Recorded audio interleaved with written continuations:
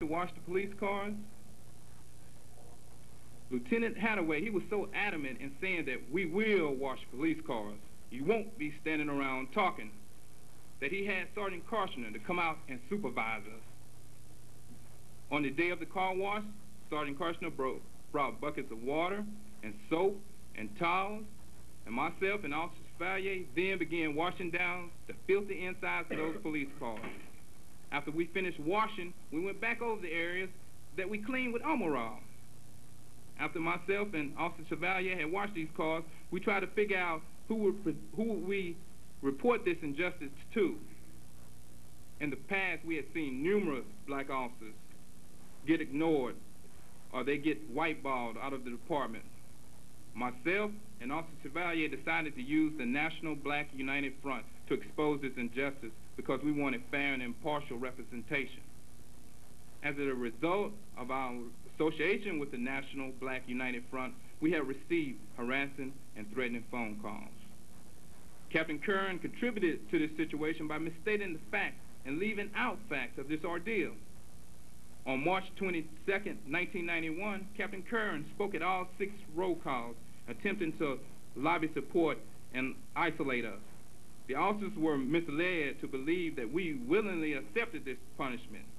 The captain said he was trying to do us a favor because we blatantly tried to steal overtime. He apologized to the officers in a mild manner for embarrassing Northeast. He also said that we had to fade the heat of a criminal investigation. The captain said he checked with the chief and he checked with the command staff and the Justice Department, and they were all in accord on this matter. On March 25th, 1991, Captain Curran denied making this allegation, saying that we would have to fade the heat of a criminal investigation to Channel 26 news reporter Jocelyn Lane. This taped interview became mysteriously erased. On March 26, 1991, Chief Watson initiated an internal affairs investigation of the car wash ordeal at 2:30 p.m. over the telephone. The allegations were violation of overtime policy, supervisory responsibilities, and criminal activities, falsification of government documents. On March 27, 1991, in a taped interview with Jocelyn Lane, the chief denied that the department was pursuing criminal issues. The paperwork to prove the last response that I made is floating around. There's a copy of it right there. Before you go any further, let's be clear about this for the audience, and this will be part of the public report that we get. I have 2 letters here addressed to Officer Kimmy L. Green that say Ray complaining, Elizabeth M. Watson, allegation, misconduct, supervisory responsibilities, misconduct, violation of General Order 300-7 overtime policies. This one is dated March 26, 1991. This one is dated April 2nd, 1991. The only difference between these 2 letters is the addition of the line, criminal activity, falsification of a government document. That letter is dated on April 2nd. Now, what Officer Green is attempting to relate is that on Tuesday, I think this was March 26th, I went to City Council and asked City Council to look into the retaliation against these black officers and them being threatened with criminal prosecution by the department.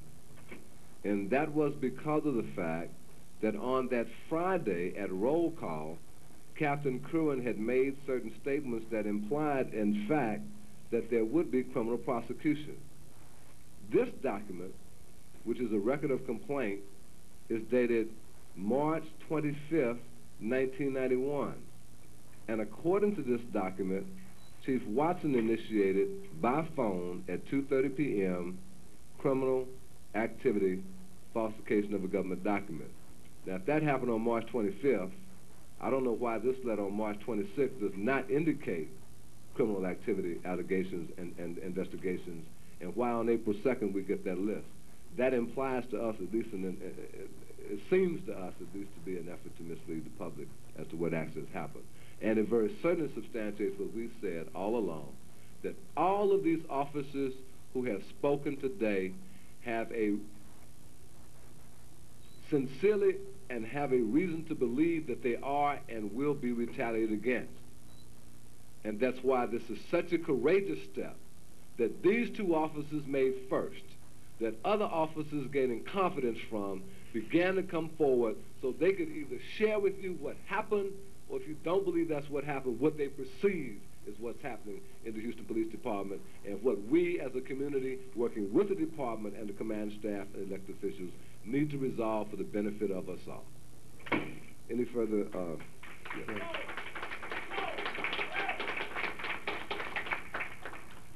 I'd like to go further in talking about the atmosphere at the Northeast substation right now. It's very hostile right now.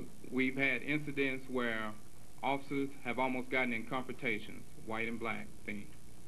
We had another officer that spoke earlier. He almost got in a confrontation. It's very hostile, and I sincerely wish that someone step in right now and look into these matters that's going on before it gets out of hand. That's all I have to say.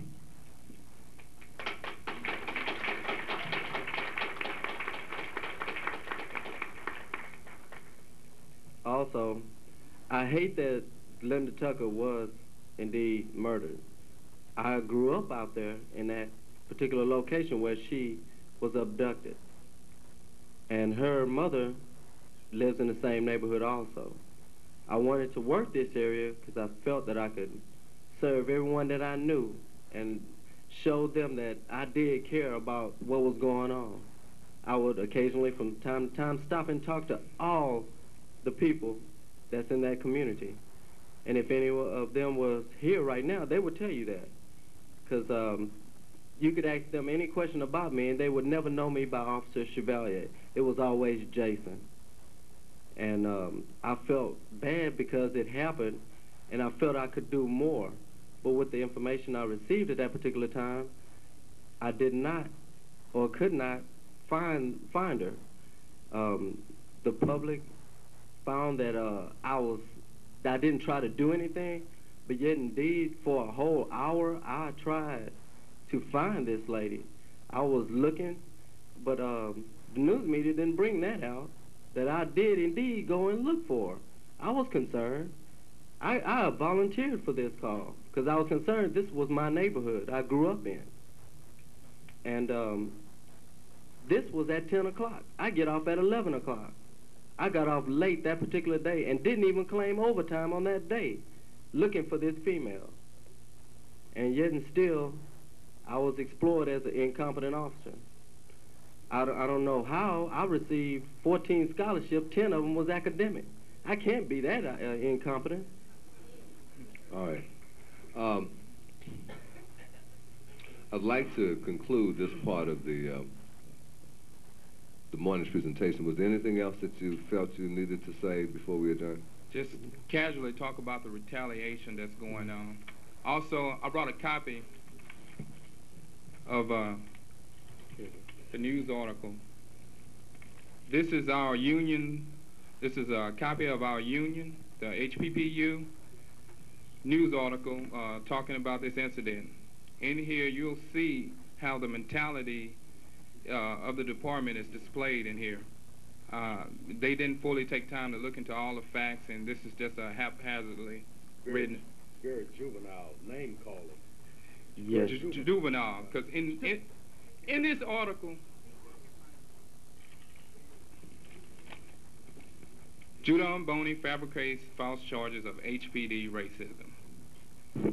Don Boney, well, I'm not going to go into the article. I'm going to leave it laying around so any individual that decides that they want to read it. I got the original article and I got copies. You're more than happy to read it.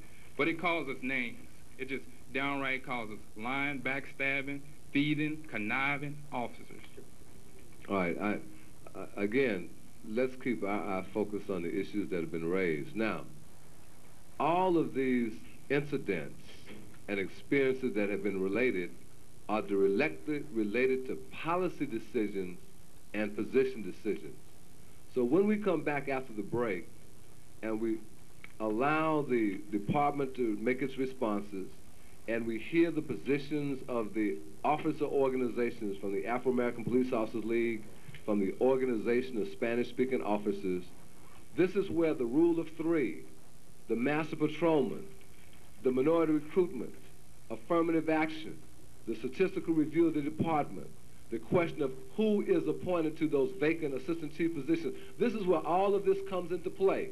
Because depending on the decisions that are made on those key policy and position issues is how a response is developed that responds to all of these.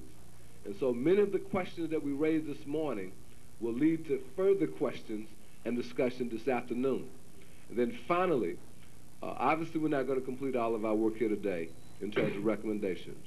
As we work to concretize this data that has been presented verbally this morning, as on record with video and audio tape, there will be a published written report that will come out very shortly that will be made available to the official bodies of record as well as to the public with some recommendations and solutions.